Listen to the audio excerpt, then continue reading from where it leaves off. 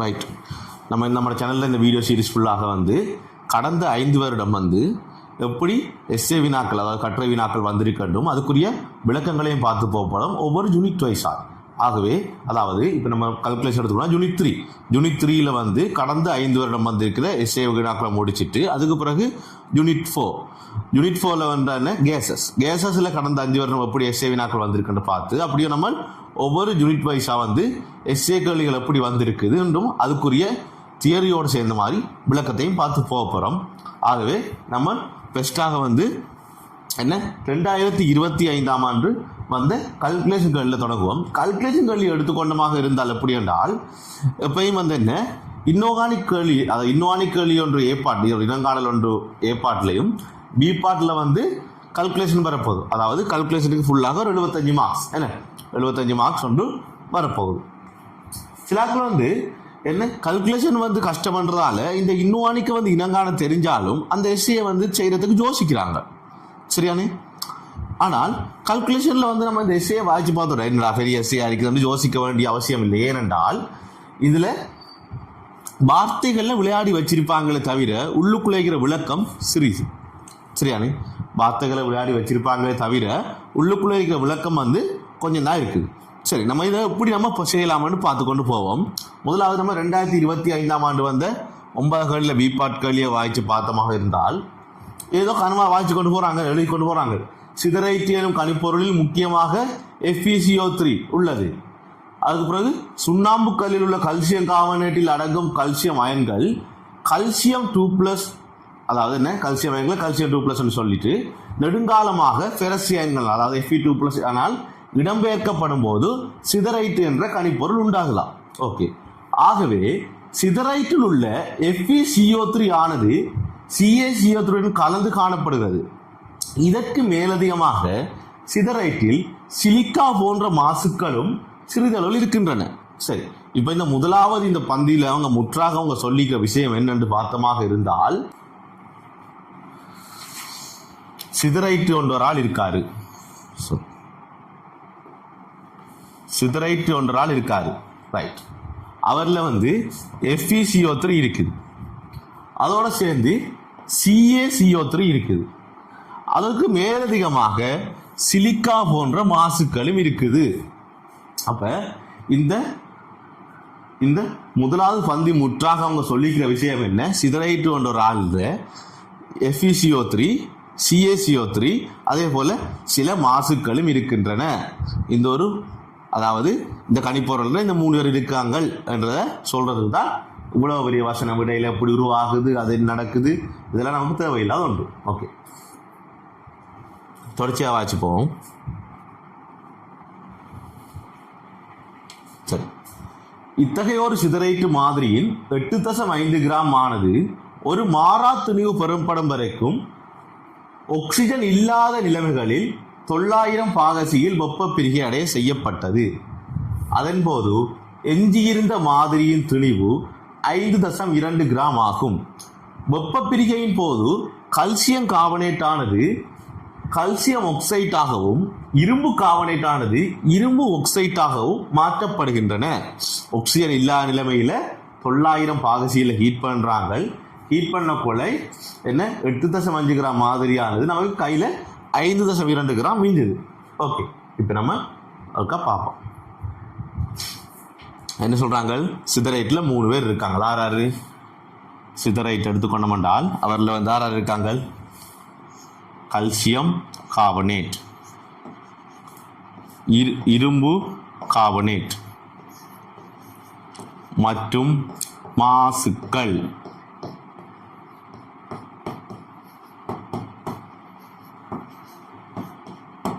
சரி, மாசுக்கள் இருக்காங்க. இவங்க 3 பேரும் சேர்ந்த இந்த சேர்வதான் ஆறு சிதறைட்டு. இதுதான் அவங்க சொல்லிக்கிற முதலாவது பந்தி முற்றாக. இப்ப என்ன செய்யறாங்க? இந்த சிதறைட்ல இருந்து இவர்ல இருந்து 8.5 கிராம என்ன செய்யறாங்களாம்? ஆக்சிஜன் இல்லாத நேரத்தில் ஹீட் பண்றாங்க. ஆக்சிஜன் இல்லாத நேரத்தில் ஹீட் பண்றாங்க. அவங்க சொன்னதுக்கு காரணத்தை நான் சொல்றேன் பாருங்க. ஆக்சிஜன் இல்லாத நேரத்தில் அவங்க ஹீட் பண்ணிக்க சொல்லியிருக்காங்க. ஏன்னு பார்த்தோம்னால் ஆக்சிஜனோடு சேர்த்து நம்ம இந்த இரும்பு கார்பனேட்டை ஹீட் பண்ணக்குள்ள என்ன நடக்கும்? என்ன நடக்கும் என்றால் நமக்கு இரும்பு ஆக்சைடு தோன்றி அவர் மேலும் ஆக்சிஜன் இருக்கக்கொலை என்னவாக மாறுவார்னு பார்த்தோம் என்றால் Fe2O3 மாறுவார். சரிதானே? இந்த தாக்கம் நடக்கலைன்றதை சொல்றதுக்காகத்தான் அவங்க ஒரு வசனம் பாவிச்சிருக்காங்க, ஆக்சிஜன் இல்லாத நிலைமைகளின் கீழ் வெப்பப்படுத்தியிருக்காங்க என்று. ஓகே, அப்ப நமக்கு என்ன, இந்த தாக்கம் நடந்திருக்காது, இந்த தாக்கம் நடந்திருக்காது. ஓகே, இப்போ என்ன செய்கிறாங்க, வெப்பப்படுத்துகிறாங்க. 8.5 கிராம் எடுத்து வெப்பப்படுத்துகிறாங்க. சரி பார்ப்போம்.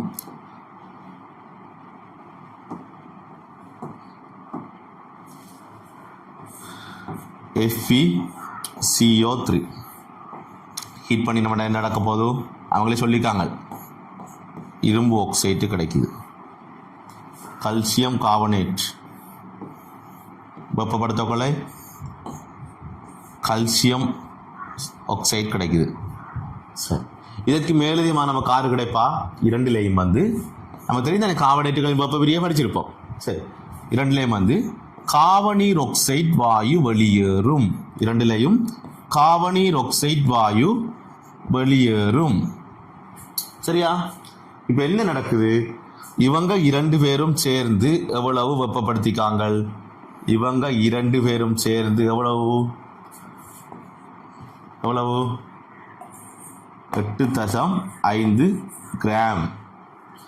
இப்போ நமக்கு கார்பன் ஆக்சைடு வாயு போனதுக்கு பிறகு கையில் கிடைக்கிறாள் 6. இவங்க 2 பேரும் 6 எவ்வளோ கிராம் சொல்லியிருக்காங்க கையில்? 5.2 கிராம். சரி, அப்போ 8.5 கிராம் திண்மத்தை வெப்பப்படுத்த கொலை நமக்கு 5.2 கிராம் திண்மமும் மிச்சம் கார்பன் ஆக்சைடு வாயுவும். அப்போ இந்த திணிவு இழப்புக்கு காரணமானால் 6 இந்த கார்பனீர் ஆக்சைடு வாயு. ஓகே, அப்போ இந்த திணிவு இழப்புக்கு காரணம் அந்த கார்பனீர் ஆக்சைடு வாயு. அப்போ நமக்கு தெரிய போகுது என்ன, இந்த கார்பனீர் ஆக்சைடு வாயுட திணிவு என்னவா இருக்க போகுது? கார்பன் ஆக்சைடு வாயுட திணிவு என்னவா இருக்க போகுது?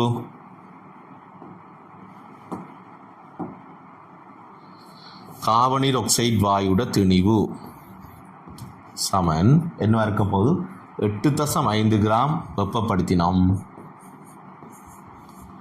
5.2 கிராம் மிஞ்சி இருக்குது, மிச்சம் எல்லாம் கார்பனீர் ஆக்சைடு வாயு. அப்போ எவ்வளோ வரப்போகுது நமக்கு? 3.3 கிராம். சரியல்லோ? இவ்வளவும் இருக்கட்டும். நம்ம இருக்கா கேள்வியில் இருக்கா என்ன அங்கால் நடக்குன்னு பார்த்துட்டு வருவோம். சரி,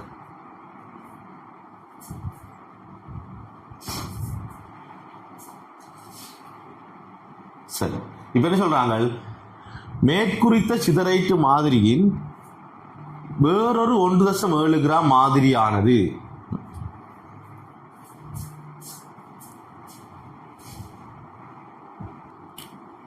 சரி, அப்ப இவ்வளவு நடந்திருக்கு. தொடர்ச்சியா வாசிச்சுட்டு நம்ம மிச்சத்தை செய்ய போவோம். இப்ப மேற்குறித்த சிதறைட்டு மாதிரியில் வேறொரு 1.7 கிராம் ஆனது. இப்படி போக்களை நம்ம ஏற்கனவே இருக்கிற திணிவுக்கும் இதுக்கு வேணும் தொடர்பு இருக்கான்றதெல்லாம் நம்மளால கல்குலேட் பண்ணி கொண்டு போனோம்னா நமக்கு ஐடியா எடுக்கிறது ஈஸியா இருக்கு. இப்போ பார்த்தீங்கன்னா இவர் எவ்வளவு 1.7 கிராம் எவ்வளவு ஹீட் பண்ணிக்கும்? 8.5 கிராம். அதாவது இவர 5ல் ஒரு பங்கு. சரியானே? இவர 5ல் ஒரு பங்கு 1.7 கிராம்ன்றது. இந்த தொடர்புகளை நம்ம யோசிச்சு கொள்ளணும். சரியானே? மைண்டுக்குள்ள இந்த தொடர்புகளை நம்ம யோசிச்சு கொள்ளணுமே. அப்ப இங்க நம்ம காண்றோம், இங்க இவர இந்த பரிசோதனை முடிவில் நம்ம ஒரு மூல் காணுவோம், இங்க ஒரு மூல் வீதம் ஏதோ காணுவோம். அப்ப அவருக்குமான விகிதம் என்ன? 5க்கு 1 இருக்குமே. அப்ப நம்ம இங்க இவரோட நம்ம கல்குலேஷன் இங்க ஈக்குவேஷன் போகல ஒரு 5 பெருக்கி தான் கொண்டு போக வேண்டி வரும் இங்க ஒரு சமன்பாடுகளை. அப்ப அதுகளை நம்ம ஐடியாவை கிளியரா வச்சுக்கொள்ளணும் மைண்டுக்குள்ள. சரியானே?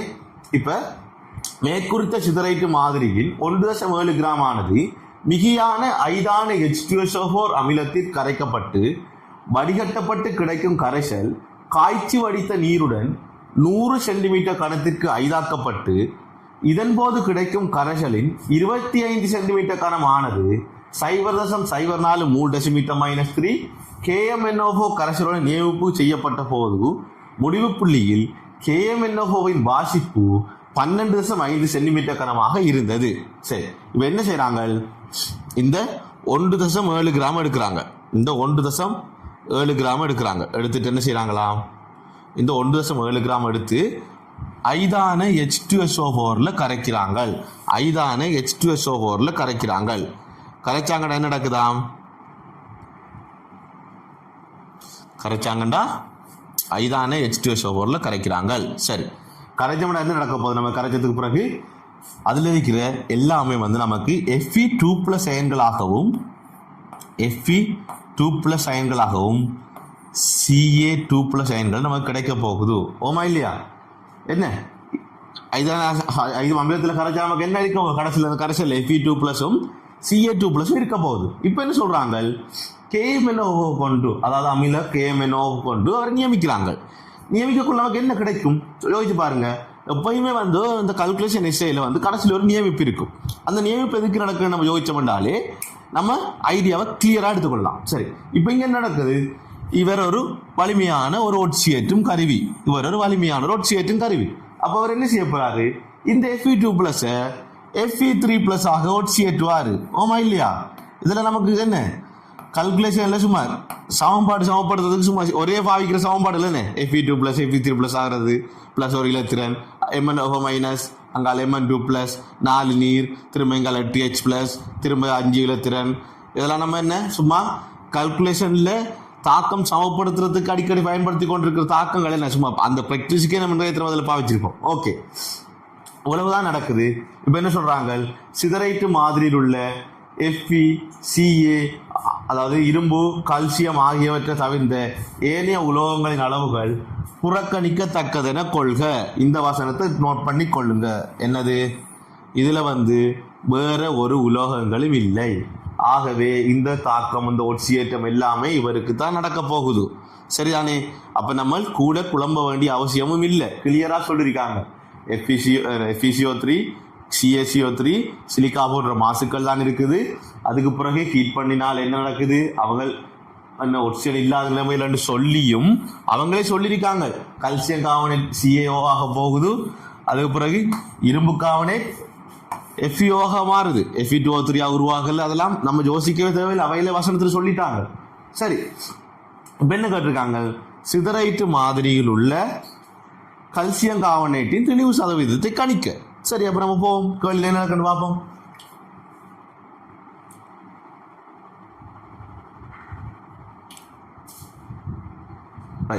இப்ப நம்ம கொஞ்சம் செஞ்சு வச்சிருக்கோம்.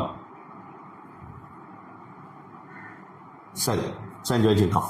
சரி, இப்ப நம்ம தொடர்ச்சியா பார்ப்போம். என்ன செஞ்சு வச்சிருக்கோம்? முதலாவது நம்ம 8.5 கிராம் கல்சியம் கார்பனேட்டும் FeCO3. அடுத்ததுக்குள்ள என்ன மாசுக்களும் இருப்பாங்க. என்ன அதை நம்ம மறந்துடக்கூடாது. மாசுக்களும் இருப்பாங்க. ஏன் சிதறைட்டு தான் நம்ம ஹீட் பண்ணிக்கோம். அதே போல இங்கேயும் மாசு இருப்பாங்க. அது நம்ம என்ன சும்மா கொம்பனா சொல்லக்குள்ள நம்ம மார்க் பண்ணிக்க இருந்தாலும் நீங்க மறந்துடக்கூடாது. அதுக்குள்ள மாசும் இருப்பாங்க. இவங்களோட வெயிட்டும் சேர்த்தான் இது. அப்ப இந்த திணிவிழப்பு காரணமான கார்பன் டை ஆக்சைடு திணிவு என்ன? 3.3 கிராம். அப்ப அது காரணமான கார்பன் டை ஆக்சைடு மூலளவு பார்ப்போமா? மூலளவு எப்படி காணுவோம்?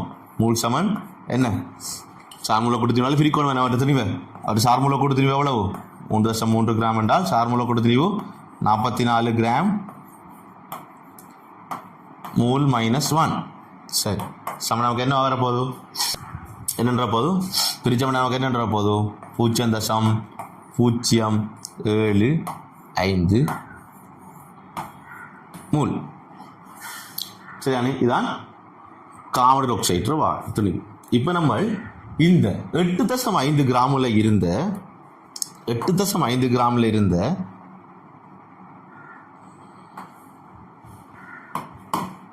இந்த 8.5 கிராமில் இருந்த இவர் ஆறு இரும்பு கார்பனேற்ற மூல நம்ம எக்ஸ் மூல் என்றும், இவரை நம்ம எக்ஸ் மூல் என்றும் இவரை பை மூல் என்றும் எடுத்துக்கொள்ளுவோம். சரியா? எக்ஸ் மூல் என்றும் பை மூல் என்றும் எடுத்துக்கொள்ளுவோம். சரி, இப்ப சொல்லுங்க, வெளியேறிய இவர் எக்ஸ், இவர் y. அப்ப வெளியேறிய கார்பன் டை ஆக்சைடு மூலல் என்ன இருக்க போகுது? X y. அப்ப நமக்கு இதுல என்ன தெரிய வருது? X plus y is equal to என்ன இருக்க போகுது? 0.075 மூல். சரிதானே? இப்ப நம்ம அடுத்த பரிசோதனைக்கு போவோம். ரைட், அங்கே நம்ம தொடர்ச்சி அடுத்த பரிசோதனை செய்வோம்.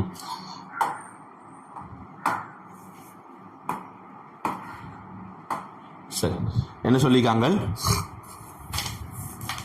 அவர 1.7 கிராம் ஆனது, இவர 1.7 கிராம் ஆனது, 1.7 கிராம் ஆனது.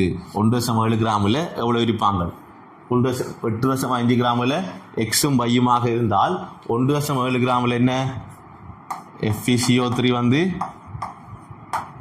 எவ்வளவு இருக்கணும்? இவர 5 ஒரு பங்கு. 8.5 கிராமில் எக்ஸ் மூல் என்றால் 1.7 கிராமில் எவ்வளவு இருக்கணும்? 1.7 கிராமில் எவ்வளவு இருக்கணும்? XY5 கல்சியம் கார்பனேட் அவர் எவ்வளவு இருக்கணும்? Y/5. சரி, நம்ம இங்க 5x 5y எடுத்து செஞ்சிருக்க அங்கே இன்னும் ஈஸியாக வந்திருக்கும். பிரச்சனை இல்லை, நம்ம இப்படியே போவோம். சரி, இப்போ இதுக்குள்ள மாசுக்களும் இருப்பாங்களே, மாசும் இருப்பாங்களே. ரைட், அதால் நம்ம டிரெக்டாக அவங்க 2 நிமிஷத்தை இது வரும் நம்ம எழுதலாது. ஓகே, இப்போ என்ன செய்கிறாங்க? அவங்கள ஐதான H2SO4 கரைக்கிறாங்க. ஐதான H2SO4 கரைச்சாங்க என்றால் என்ன நடக்கும்? இவங்க 2 பேருக்கும் சேர்த்து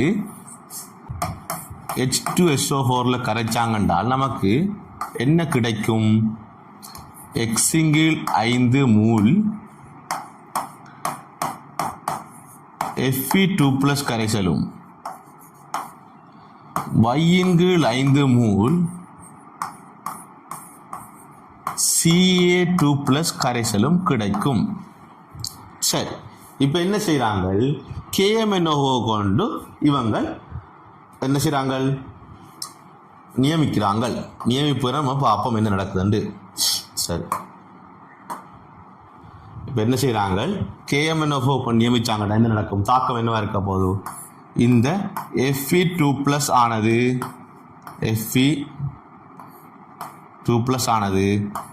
Fe3+ ஆக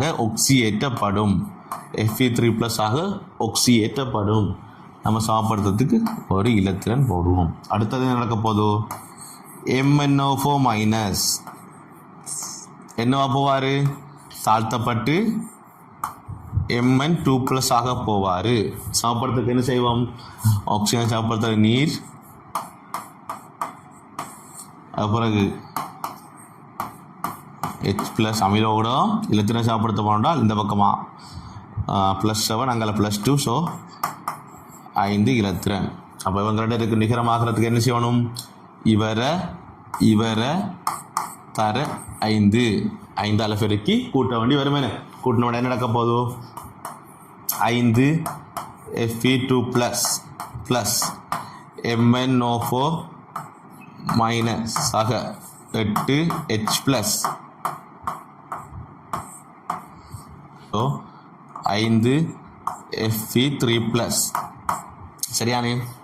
அதுக்கு பிறகு Mn2+. இவ்வளவு நம்ம எழுத தேவையில்லை என்றால் என்ன 1 மூல் வீதம் நம்ம கண்டுருவோம். பிரச்சனை ஆனால் தாக்க சமன்பாடம் எழுதுறது நல்ல வேண்டாம். கீழே கேட்டுருப்பாங்க இல்லையா? இதில் இந்த கேள்வியில் தாக்க சமன்பாடம் அவங்க கேட்கல. Mn2+ வந்து என்ன? ஓகே, அடுத்தது 4 H2O.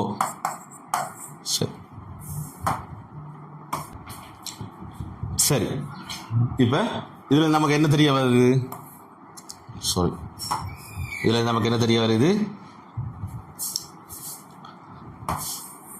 NFe2+க்கு MnO4- என்ற விகிதம் என்னவாக இருக்க போகுது? 5க்கு 1 இருக்க போகுது. 5க்கு 1 இருக்க போகுது.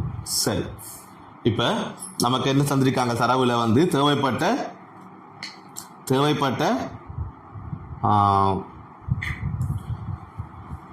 MnO4- செறிவும் கனவளவும் தந்திருக்காங்க. எவ்வளவு தேவைப்பட்ட MnO4- வந்து எவ்வளவா இருக்க போகுது? MnO4 மைனஸ் எவ்வளவு இருக்கு 0.04 மூல் டெசிமீட்டர் மைனஸ் 3யும்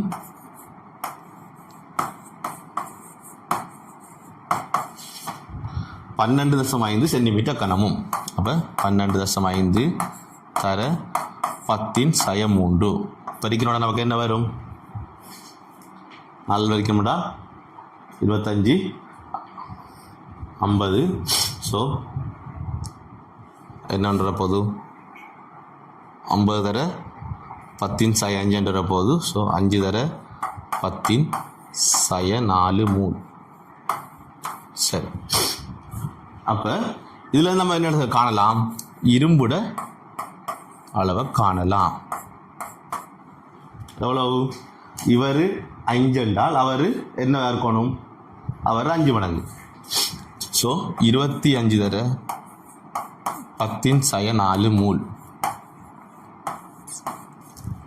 இப்போ கவனிச்சு கொள்ளுங்க, அந்த வசனத்திற்கா கவனிச்சு கொள்ளுங்க. இப்போ நம்ம வசனத்திற்கா பார்த்துட்டு வருவோம். என்ன செஞ்சிருக்காங்கன்னு பார்த்தோம்னால் கரைத்து அவர் 5ஆக்கி 100 சென்டிமீட்டர் கனம் கரைசல் எடுத்து அவரில் இருந்து 25 சென்டிமீட்டர் கணத்தை தான் எடுத்து நியமிக்கிறாங்கள்.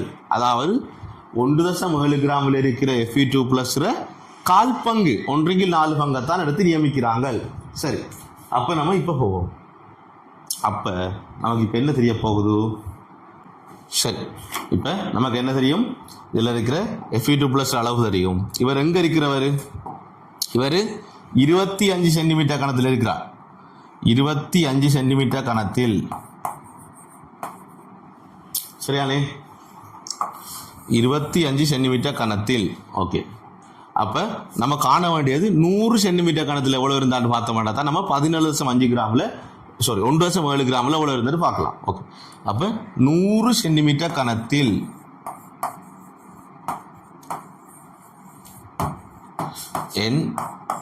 Fe2+ எவ்வளவு? இதில் 4 மடங்கு வரணும். ஸோ என்னன்ற போது 100 தர 10^4 மூல். அதாவது என்னன்ற போது 1 தர 10^2 மூல். இவர் 6. இவர் 6. இந்த இவர் 6.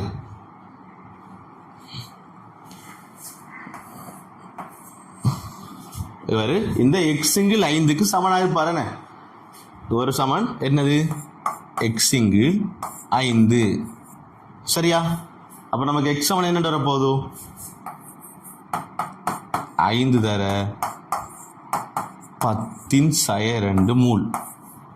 x சமன் 5 தர 10^2 மூல். அதாவது 0.05 மூல். நமக்கு 6 கேட்டிருக்காங்க. கல்சியம் கார்பனேட்டின் தெளிவு சதவீதம் தான் கேள்வியில் கேட்டிருக்காங்க. சரி, இப்போ நமக்கு தெரியும் x + y சமன் 0.075. x மட்டும், அதாவது இரும்பு மட்டும் 0.05. அப்போ என்ன y சமன் என்ன வரப்போகுது? y சமன் என்ன வரப்போகுது 0.075 மூல் 0.05 மூல். ஆக என்ன வரப்போகுது நமக்கு 0.025 மூல். சரியா? ஓகே, இப்போ நம்ம என்ன திணிவு சதவீதம் கேட்டிருக்காங்க. திணிவு சதவீதம் கேட்டிருக்காங்க. இப்போ நம்ம இதில் 8.5 கிராமில் 8.5 கிராமில் கல்சியம் கார்பனேட்டின் திணிவு என்னன்னு பார்ப்போம். கல்சியம் கார்பனேட்டில் சார்முள்ள கொடுத்துருவா என்ன? கல்சியத்துக்கு 40, CO3க்கு 60, 100 வரப்போதானே? அப்போ 0.025 மூல் தர 100 கிராம் மூல் -1 என்றபோது 2.5 கிராம். அப்போ கல்சியம் கார்பனேட்டின் திணிவு சதவீதம் என்னவாக இருக்க போகுது? கல்சியம் கார்பனேட்டின் திணிவு சதவீதம் என்னவாக இருக்கும்? சொல்லுங்க, என்னவா இருக்கும்? யோசிச்சு பாருங்க. மொத்த திணிவு 8.5 கிராம் 8.5 கிராம். அதுல இவர் வந்து எவ்வளவு இருக்காரு 2.5 கிராம் 2.5 கிராம் தர 100 வீதம். சுருக்கணும்னா என்ன வரும்? சுருக்கணும் என்றால் 5 சுருக்கணும்னா 0.5 1.7 தர 100 என்னடா போதும் 5/17 தர 100 வீதம்டா 500/17 சரி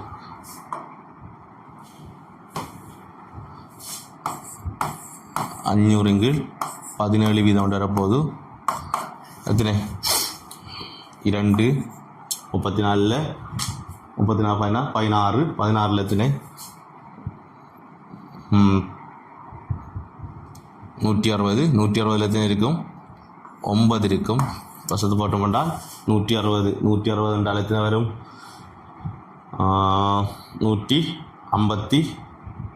153 போனால் எத்தனை 7 70 திரும்ப எத்தனை இருக்க போகுது 70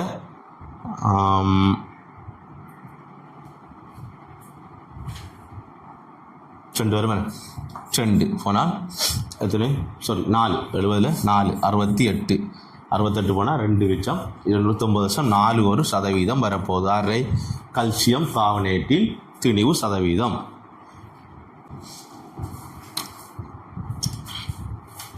சரி தொடர்ச்சியா கேள்வியை பார்த்தோம்டா என்ன சிதரைட்டு மாதிரியில் உள்ள கல்சியம் கார்பனேட் தவிர்ந்த ஏனைய மாசுக்களின் திணிவு சதவீதத்தை கேட்டிருக்காங்க.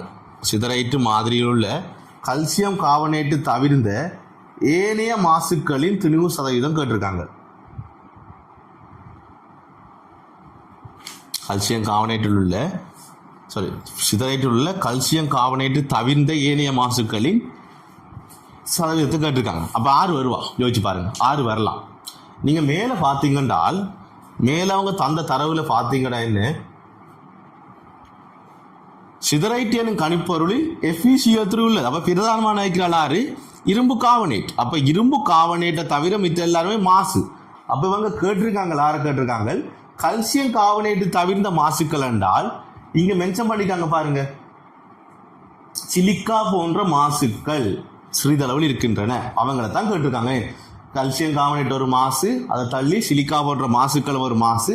அப்ப கல்சியம் கார்பனேட் போனால் மிச்ச மாசுக்களை பற்றி கேட்டிருக்காங்க. சரி பாவம் இப்ப நம்ம இங்க இரும்புட மூல் அதாவது என்ன இந்த எக்ஸ் என்றால கண்டுட்டோம். எக்ஸ் வந்து எவ்வளவு 0.05 மூல் சரியானே எக்ஸை கண்டுட்டோம். அப்ப அதை வச்சு நம்ம என்னத்தை காணலாம் அதை வச்சு நம்ம இந்த எக்ஸை வச்சு நம்ம இந்த 8.7 கிராமில் இருந்த இரும்புட அளவை காணலாம். இரும்பு கார்பனேற்ற துணிவை காணலாம் பார்ப்போம். சரி அப்போ இந்த 8.5 கிராமில் W இரும்பு கார்பனேட்டு சமன் என்னவாக இருக்கும் அவர மூல் தந்திருக்காங்க அங்க கண்டிருக்கோம். சரி இந்த 0.05 மூல் அதாவது 5 தர 10⁻2 மூல். அவரை சார் மூலை கொடுத்து எவ்வளவு 60 56 116 கிராம் மூல் -1. சரி இதை பெருக்கணும் நமக்கு என்ன வரப்போகுது 5 பெருக்கணும் என்றால் 500 580 அதாவது 580 தர 10⁻2 கிராம் அதாவது 5.8 கிராம் சரியா. ஓகே அப்போ நம்ம இதில் மேலதிகமாக்கிற மாசுக்களை காணுவோமா மாசுக்களின் திணிவை நம்ம காணலாம். எப்படி காணலாம் மாசுக்கள் திணிவு எப்படி காணலாம் 8.5 கிராம் மொத்த திணிவு அதுல இருந்து இந்த 8.5 கிராமில் இருந்து 8.5 கிராமில் இருந்து நம்ம இந்த கல்சியம் கார்பனேட்டின் திணிவையும் இந்த இரும்பு கார்பனேட்டின் திணிவையும் கழிச்ச மாட்டா சரியாக இருக்கும் என்ன. அப்போ 2.5 கிராம் கல்சியம் கார்பனேட்டின் திணிவு 5.8 கிராம் இரும்பு கார்பனேட்டின் திணிவு. அப்போ என்ன இருக்க போய் 2 கூட்டம் 8.3 இவர் 8.5 போனால் 0.2 கிராம். ஆமா இல்லையோ 0.2 கிராம் வரப்போறாரு ஏனைய மாசுக்கள். சரி, அப்போ நம்ம இந்த ஒரு என்னத்திரை கல்சியம் கார்பனேட்டு கண்டோம். இப்போ நம்ம ஏனைய மாசுக்களுக்கு காண போகிறோம். ஏனைய மாசுக்களுக்கு கேட்டிருக்காங்க, அதை காண போகிறோம். சரி, அப்போ WO பெர்சன்டேஜ் ஆறு மாசுக்கள் எவ்வளோ வரப்போகுது 0.2 கிராம் எவ்வளவுல 8.5 கிராமில் தர 100%. இவர் சுருக்கினோம் நமக்கு என்ன வரப்போகுது 20/8.5. அப்போ ஆகவே என்ற போதும் 2.8.5 8.5 வைக்கணும்னா 17.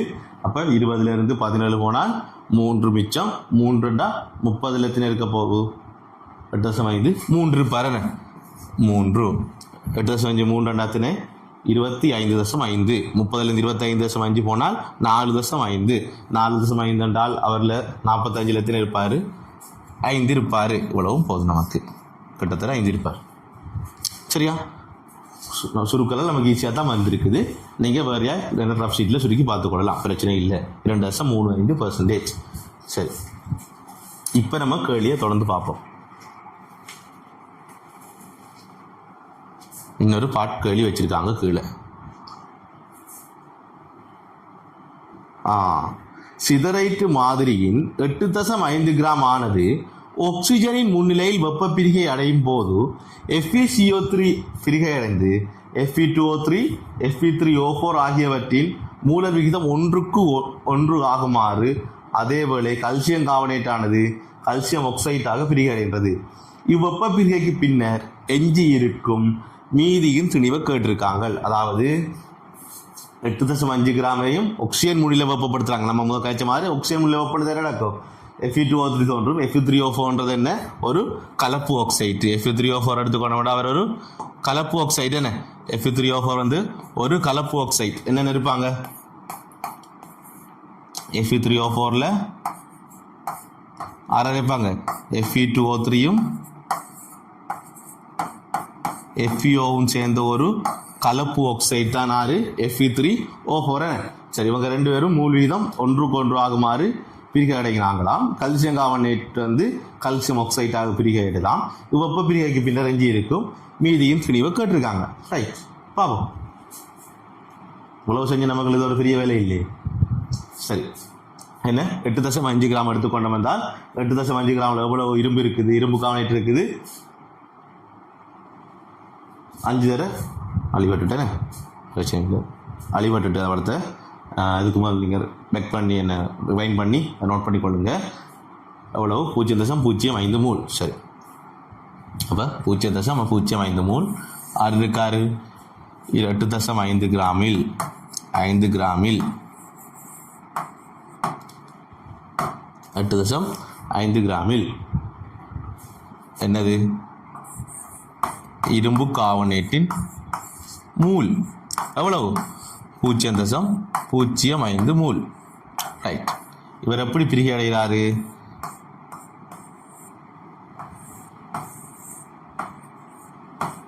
ஆக்சிஜனையும் எடுத்துக்கொண்டு பிரிகை அடைகிறாரு. என்ன ஹீட் பண்ணுறாங்க, ஆக்சிஜனை எடுத்துக்கொண்டு பிரிகை அடைகிறா என்ன நடக்கும் அவர் Fe2O3 வராராம். Fe2O3 ஒரு மூலும் ஒன்றுக்கொன்று. அதுக்கு பிறகு Fe3O4 வராரு.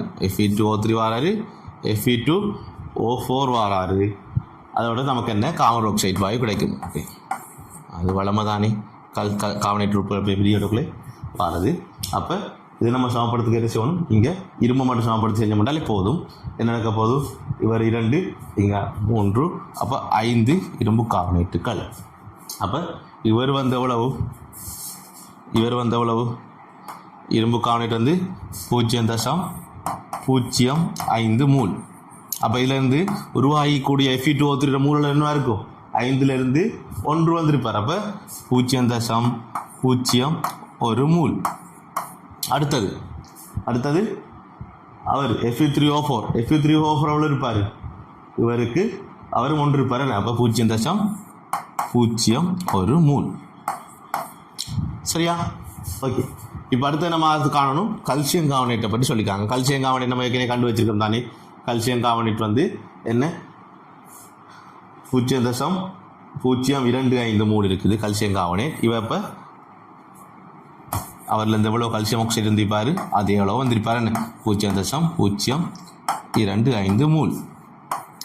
இப்போ நம்ம கேட்டிருக்காங்க இறுதியாக மிஞ்சி இருக்கும் துணிவை கேட்டிருக்காங்க.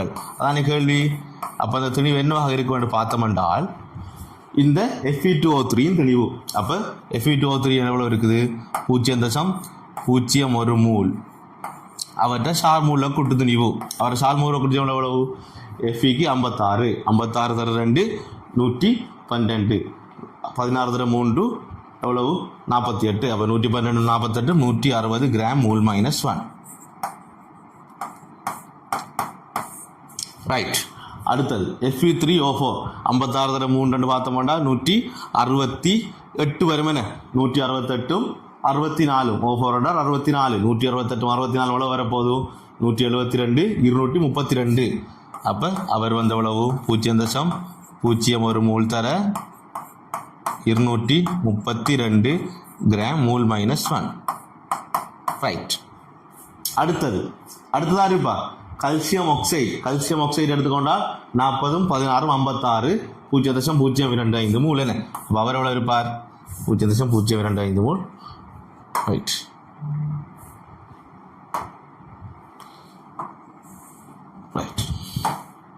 அவர் எவ்வளோ இருப்பார் பார்ப்போம். கல்சியம் ஆக்சைடு அவர் வந்து 0.025 மூல் தர எவ்வளோ இருப்பார். அவர் சார்முலா கொடுத்துருவேன் என்ன 56 கிராம் மூல் -1. சரி. இவங்க 3 பேர் மட்டுமா இருப்பாங்க இல்லை என்ன ஏன் அந்த 8.5 கிராமில் கொஞ்சம் மாசுக்கள் இருக்கு. அந்த மாசு நம்ம கண்டு வச்சோம் எவ்வளோ வேண்டு 0.2 கிராம் உண்டு. அவரும் அப்படியே இருப்பார். என்ன ரைட். அப்போ அவரும் அப்படியே இருப்பார். அப்போ நம்ம இங்கே சுருக்க போகிறோம் என்ன போதும் 1.6 கிராம் சக 2.32 கிராம் சக 56 தர 0.025. அப்போ 56 4 பிரிச்ச மாட்டா நமக்கு என்ன வரப்போதும் 14 1.4 கிராம். இவர் எவ்வளவு 0.2 கிராம். மொத்த திணிவு எவ்வளோ மிஞ்சி இருக்க போது நமக்கு எல்லாத்தையும் கூட்டினோம்னால் 5.52 கிராம் மிஞ்சி இருக்க போகுதுன்னு. அப்போ இதான அவங்க கடைசாக கேட்டது. சரியா? ரைட்டா? இப்போ நம்ம என்ன பார்க்கத்தான் பெரிய பந்தி ஆனால் இலகுவான கணித்தல்கள் அவ்வளவு என்ன. சரி ரைட். நம்ம அடுத்த வீடியோவில் வந்து 2024 ஆண்டு கால்குலேஷனை பார்ப்போம். அப்படியே நம்ம தொடர்ச்சியாக ஒவ்வொரு செயலாக செஞ்சு முடிச்சுட்டு அதுக்கு பிறகு 4ஆம் பாடம் கேஸஸுக்கு போவோம். சரியா?